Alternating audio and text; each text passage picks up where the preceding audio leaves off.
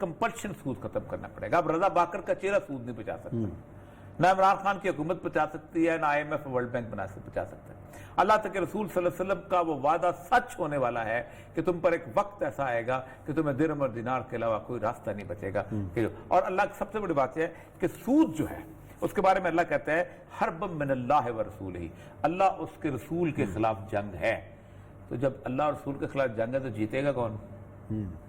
मैं जीतूंगा, अमेरिका जीतेगा, चीन जीतेगा, जापान जीतेगा? कोई नहीं जीत सकता, अल्लाह उसके रसूल का। लेकिन हम अगर उसका साथ देंगे हम अल्लाह के रसूल। आप अंदाजा करें कि मैं कभी कोई सूद के बारे में जो आयात और अहादीस पढ़ता हूं तो मैं कांप जाता हूं। रसूल सल्लम ने इस हद तक वईद की है, आप फरमाया कि देखो कि सूद के 70 दर्जे हैं गुनाह के, और उसमें सबसे कमतर दर्जा ये है नौज़ुबिल्लाह कि कोई शख्स अपनी माँ के साथ ज़ना करे। फरमाया कि सूद की हालत यह है कि 37 दिरहम 37 दफ़ा ज़ना करने से तना करना उससे ज़्यादा कम गुनाहगार है बजाय कि 1 दिरहम जो है सूद का खाना। इस हद तक सूद के बारे में वईद है। उसकी वजह है कि आप अल्लाह के, मैं कभी कभी सोचता था कि ये ऐसी अल्लाह के खिलाफ ऐलान जंग क्यों है। उसकी वजह है कि पूरा सिस्टम सूद पे बेस करता है, आपकी सारा कॉर्पोरेट वर्ल्ड सूद पे बेस करता है, आपकी सारा डेमोक्रेटिक। और जो बिल गेट्स एक और बात उसने कहा ये बाउंड्रीज खत्म हो जाएंगी, आपको वर्कर्स नहीं मिलेंगे तो आपको पासपोर्ट, और कहेंगे आए भाई मेरे स्ट्रॉबेरी के फार्म पे कौन काम करेगा, आइए पोलैंड की तुम जाए पासपोर्ट को छोड़ो, काम तो करो, बाद में देखी जाएगी। उसने ये कहा है कि हो सकता है कि डेमोक्रेटिक सेटअप खत्म हो जाए सारे का सारा। ये नेशन स्टेट्स का देखो, डेमोक्रेटिक सेटअप नेशन स्टेट उसी वक्त आती है ना जब एक आदमी की 4 मुरब्बे जमीन है, उसके इंसान ही नहीं मौजूद है, तो क्या करेगा वो? कहां से लाएगा बंदे, कहां से लाएगा? मैं आपको बताऊं, अफगान महाजर जिस वक्त आ रहे थे बलूचिस्तान के अंदर, तो बलूचिस्तान के अंदर हर जगह उन्होंने ज़मीनें आबाद करनी शुरू कर दी। और ज़मीनें आबाद इतनी की बलूचिस्तान में तो ज़मीनें इतनी आबाद होती नहीं, कराची से लेके कोयटा तक खाली पड़ा होता था। 1-2 जगह पानी मिलता था, एक डॉक्टर चाह था मस्तूम के पास, एक यली का, और यली में कब्रिस्तान इसलिए उन्होंने आबाद की, उन्होंने खेत सब्जे सलाले प्याज पता नहीं क्या बन गया। अब वो महाजरों को जाने नहीं देता था, उनको शनाख्ती कार्ड बनवा दिए, आप हमारे वोटर हैं, आप यहीं के रहने वाले हैं, और सारा कुछ जरूरत पड़ गई। अब वो they became part of the entire society. यही हिजरत करने वालों के साथ होता है कि वो करते हैं। अब जो क्राइसिस बनना है, अब देखा जो इस वक्त असेसमेंट है पूरी पाकिस्तान के बारे में, बड़ी खौफनाक रिपोर्ट कल VOA ने दी है असेसमेंट की। अगर आप वो यहाँ नशर करना चाहते हैं, मैथमेटिकली एक होती है जिसको एक थ्योरी है कि जिस मैथमेटिकल इक्वेशंस के साथ और बाकी चीजों के साथ वायरस, उन्होंने बड़ी जबरदस्त किस्म की, पाकिस्तान में 3 करोड़ लोगों को इफेक्ट होने का खतरा है अगर इक़दाम न किए, अगर इक़दाम न किया जाए। और अमेरिका में तो देखिए इक़दाम करने के बावजूद भी सब सिचुएशन इस वायरस की ऐसी है कि इक़दाम करने के बावजूद भी बदएहतियाती हो सकती है। क्योंकि मसला यह है कि डेंगू आपको नजर आ जाता है, आपने हाथ से मार दिया, आपने स्प्रे कर दिया, आपने ये कर दिया, वायरस नजर नहीं आता। आप माइक्रोस्कोप लेकर तो नहीं घूम सकते हर वक्त, आपको ये नहीं पता कि एक आदमी जो कि यहां से गुजर के गया है वो क्या छोड़ गया है। सही बात। और हर वक्त आप उसको साफ नहीं करते। उसके बावजूद भी जो उसका वेक्टर एनालिसिस करते हैं ना, तो उस वेक्टर एनालिसिस के अंदर पता चलता है कि इतने ये जैसे स्पेनिश फ्लू का हुआ था, या उससे पहले और का प्लेग का भी नजर आया था, मक्खी आती थी, लोग मक्खियां मारते थे, अब तो मक्खी भी नहीं मारी जा सकती। तो इस वक्त की सूरत हाल में इकोनॉमिक सीन तो रजा बाकर साहब को अभी और कम करना चाहिए। उसकी वजह यह है कि क्यों किया उन्होंने 2? क्योंकि ताजर सूद लेना बंद, उन्होंने कहा हमें कोई जरूरत नहीं। अगर हमने माल बना के और फिर आपके बैंकर्स का पेट भरना है, अगर हमने मियां मंशा को या वो अपना क्या नाम है UBL वाले को और HBL वाले को हमने उसका पेट भरना है, तो हम क्यों कमाएंगे? देखिए दुनिया में कोई इकोनॉमिस्ट ऐसा नहीं है केन से लेके आज तक जिसने सूद की हिमायत की। वो कहते हैं किसी भी माशरे के अंदर माशी तरक्की के रास्ते में सबसे बड़ी रुकावट सूद है। उसकी वजह यह है, देखो ना, आप एक कारखाना लगाते हो चीनी का, अब चीनी के कारखाना लगाने के पहले तो आप लोन लेते हो, उस लोन लेने के ऊपर आप 15%, चलो 9%, आज के जमाने में 9% सूद दे दिया आपने उसके। फिर उसके बाद आप जो गन्ना वाला खरीदते गन्ने, तो गन्ने वाला भी अपने सूद देता है उसके बाद।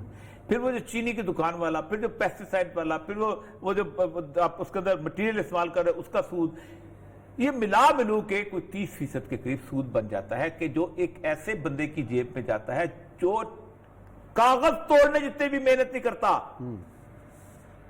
میرے پاس پیسہ ہے، میں نے بینک پہ رکھا ہوا ہے، میں آرام سے سود، وہ 30% سود جو ہے وہ اگر 40 روپے کی میری چینی کی لاگت آئی ہے 1 کلو کی تو اس کو 70 روپے کر دے گا. صحیح بات. تو وہ 30 روپے جو ہے ایک ایسے بندے کے پاس جائے گا کہ جو بیکار ہیں اس معاشرے کے، جن کا کوئی کام، اور اس سے پھر بینکرز کی عمارتیں بنتی ہیں، اسی سے پھر وہ کیا نام ہے وہ جو مشہور تھا وہ جو جس نے پیسے دیے تھے آئی جی آئی کے فنڈنگ نکالی تھی، یونس ابھی کون سا یونس ابھی، ہاں جی ہاں یونس، اس نے جو پھر وہاں سے پیسے نکلتے ہیں، پھر وہ سارا کچھ کرتے ہیں، پھر اس طرح اے ٹی ایم مشینیں بنتی ہیں ساری کی ساری، جو کہ مختلف سیاسی پارٹی میں کئی خراب ہو جاتی ہیں، کوئی نئی آ جاتی ہیں. ہر پارٹی کی اے ٹی ایم مشین ہے، صرف عمران خان کی نہیں ہے. میں آج میں ایک بندے پر پڑھ رہا تھا، مطلب سینٹر طلب ملا محمود کیوں ہے وہاں پر مولانا فضل الرحمان کے پاس؟ اچھا ان کی مطلب آدم سواتی کیوں تھا؟ نہیں وہ تو پارٹی سے محبت رکھتے ہیں، پارٹی کو چندہ دیتے ہیں، تو اس کو اے ٹی ایم تو نہ کہیں نا. دیکھیں امریکہ والوں نے بڑا اچھا کر لیا ہے. انہوں نے یہ کیا ہے کہ انہوں نے ایک کارپوریٹ فنڈ اکٹھا کر لیا ہے، اور وہ اکٹھا کرتے ہیں، اور سال کا اگر 12 بلین انہوں نے اکٹھا کیا ہے نا ہر الیکشن کے دوران، تو 6 بلین دیتے ہیں ڈیموکریٹس کو، باقی اور 6 بلین دیتے ہیں اس کو جیڑا جد دیا دے نال. ٹھیک ہے، یہ تو ہر جگہ ایسا نہیں ہے. پاکستان میں اب ہو چکا ہوا ہے، پاکستان میں بھی ہو چکا ہے. میں ایک گروپ کو میں جانتا ہوں، اکبر بگٹی ایک صاحب کے بارے میں، بہت بڑے بروچ لیڈر ہیں، فوت ہو گئے، اللہ تعالیٰ ان پر رحم کرے. تو ان کے بارے میں نے ذکر کیا، تو انہوں نے کہا وہ تو ہارون گروپ کے پے رول پہ ہیں. تو میں نے کہا ٹھیک ہوں گے. ظاہر بات ہے ہم بھی جانتے ہیں نا کہ جن گھروں سے آپ اٹھ کے جاتے ہو، جس طرح کی فیسلٹی سے، اس طرح سے آپ ایج وے روڈ پہ یا آپ لندن میں فلیٹ افورڈ نہیں کر سکتے عثمان صاحب. یہ 4 مربے والے 10 مربے والے ذمہ دار جو ہے مستقل طور پہ وہاں نہیں رہ سکتے. ہمیں بھی پتہ ہے کتنی آمدنی ہوتی ہوگی خوددار کے اندر، یا کتنی آمدنی ہوتی ہوگی ملتان کے اندر، یا کتنی آمدنی ہوگی، ہم کو نہیں پتا. سرگودے کا بہت سے بڑے سے بڑا ذمہ دار ہو، اس کو کہو ایک لندن میں جا کے اپنا گھر افورڈ کر کے دکھائے مجھے، نہیں کر سکتے. لاہور میں لندن گئے، ایک کراچی لاہور مری، اس میں نہیں کر سکتے. ان کے ریسٹ ہاؤس جو مری میں بنے ہوتے ہیں ہم جا کے دیکھتے ہیں، اس میں چوکیدار نہیں ہوتے. تو یہ ایک پورا سینیریو ہے جو وہ کہتے ہیں اس وقت اکانومسٹ، یہ چینج ہو جائے گا. اور اس چینج کے بعد سب سے اہم ترین بات یہ ہے کہ سوشل لائف چینج ہوتی جائے گی. اور سوشل لائف، اور سب سے اہم بات رسول اللہ کی حدیث آج ڈاکٹر صاحب صاحب کے بیٹے آئے ہوئے تھے ہمارے پاس نے سنائی ہے، وہ میں سنانا چاہتا ہوں. وہ بہت ضروری ہے کہ اگر وبا پھیلی ہوئی ہو، تو وبا پھیلی ہوئی تو کسی شخص کو اگر موقع ملے تو اپنے گھر کے دروازے پہ یا اندر ایک درخت لگا دیں. میری ایک درخواست یہ ہے کہ ہو سکتا ہے اللہ کے اس رسول کی برکت سے، کہ رسول صلی اللہ علیہ وسلم کی اس حدیث کے برکت سے ہمارے گھروں سے کورونا دور ہو جائے. تو آج اس وقت اگر آپ ایک درخت ہر بندہ بھی لگانا شروع، کوئی مشکل کام نہیں ہے آج کے دور کے اندر. غریب سے غریب آدمی جو ہے وہ بھی لگا سکتا ہے. بالکل صحیح بات ہے.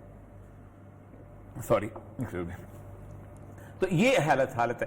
مسئلہ صرف اس وقت کہنے کا یہ ہے کہ یہ جو اس وقت حالات بنے ہوئے ہیں، ان حالات کے اندر آپ کی اکانومی ہو، آپ کی سوشل لائف ہو، آپ کی پرومسکوس لائف، آپ اندازہ کریں پوری دنیا میں تمام پورنو سائٹس جو ہیں وہ فری کر دی گئی. یعنی اس وقت لوگوں کو کچھ اور سوچ رہی ہے، اور وہ تمام فوج فلموں کی سائٹ سے کرائے ختم کر دیے گئے تاکہ لوگ دیکھیں، کیونکہ ان کے لیے اور کوئی راستہ نہیں رہ گیا. انہوں نے سروائیو کرنا ہے. مجھے بڑی اچھی طرح اس کی بات یاد آتی ہے کہ لوگوں کو جب عادت ڈالی جاتی ہے، یہ ہوتا ہے فاطمیز کے ہاں آغا خانیوں کی حکومت ہوتی تھی، تو آغا خانی خمس لیتے ہیں، تو سارے آغا خانی ان کو 5واں حصہ جو تھا وہ دیا کرتے تھے. تو ان کی حکومت ختم ہو گئی. ان کا اگر لوگوں نے ہمیں خمس نہ دیا تو ان کی عادت ختم ہو جائے، تم کیا کریں؟ تو انہوں نے کہا کہ اگر تم اپنا خمس دریا میں ڈال دو گے تو امام تک پہنچ جائے گا. اچھا. تو کئی 100 سال تک وہ دریا میں خمس ڈالتے رہے تو ان کو پہنچتا رہا. تو یہ بھی ہمارے یہاں یہی ہے کہ عادت نہیں ختم ہونی چاہیے ان لوگوں کی، اور نہیں تو اپنا غراضت، اپنا گند یا گھر میں بیٹھ کے دیکھتے رہیں، یہ سارا کچھ کرتے رہے. فیشن انڈسٹری ختم ہو گئی عثمان صاحب، بیوٹی پارلرز کا سسٹم سارا ختم ہو گیا ہے. خوف. اللہ تعالیٰ نے ایک قرآن پاک کی پہلے دن میں نے آیت پڑھ کے سنائی تھی کہ اللہ تبارک و تعالیٰ ایک بستی کی مثال ہے، کانت آمنۃ مطمئنۃ، ایک ایسی بستی کی ہم مثال دیتے ہیں جہاں امن بھی تھا اور وہ لوگ مطمئن بھی تھے. پھر کیا اللہ کہتے ہیں پھر انہوں نے اللہ کی نعمتوں کا انکار کرنا شروع کر دیا، کفران کرنا شروع کر دیا. اللہ اس کے بارے میں 2 چیزیں بتاتا ہے. اللہ کہتے ہیں ہم نے کیا کیا، ان کو لباس الجوع والخوف، ہم نے انہیں بھوک اور خوف کا لباس پہنا دیا. दोनों लिबास हमारे यहाँ पहने जा रहे हैं, भूख का भी है اور خوف اور کا کورونا کے خوف کا بھی ہے. چلیں جی، ابھی بھی اللہ کوئی تعالیٰ- نہیں سمجھے نا کہ یہ سازش ہے تو پھر میں نہیں کہہ سکتا. چلیں جی، اللہ تعالیٰ ہمیں محفوظ رکھے. ناظرین، یہاں لیتے ہیں بریک اور بریک کے بعد آئیں گے اور ذکر کریں گے مشن ایسار کا.